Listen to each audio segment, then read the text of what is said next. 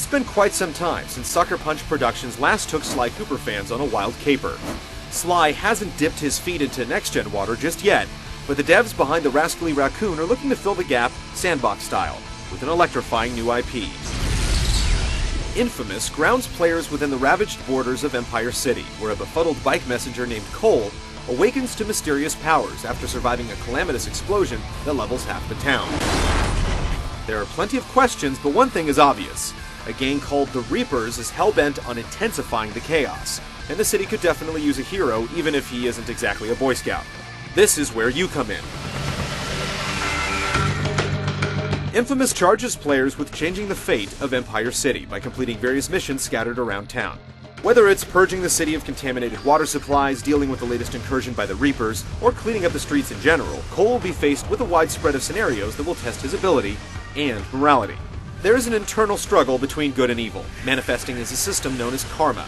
Decisions that players make at specific points in the game will in turn affect Cole and the world around him. There are two ways to go. Acting as a steward of justice imbues you with public prestige and precise abilities that avoid collateral damage. Down and dirty methods will inspire more fear than love in the populace, but grant a grimy exterior and destructive powers that make Cole a fearful threat for his enemies. The bad guys come in all shapes and sizes, some packing powers of their own. You'll even come into contact with monstrosities such as lumbering golems made out of animated scrap metal. But no abomination, suicide bomber, or rifle-wielding grunt is a match for Cole's mastery over electricity. Rockets are repelled with swift blasts of static, and you'd be surprised how many different ways you can deliver electric shocks. With bullet-like jolts, bolt grenades, combat rolls, and explosive projectiles aplenty, combat in Infamous feels close to a third-person shooter. But it's also clear that Infamous is a platformer at heart.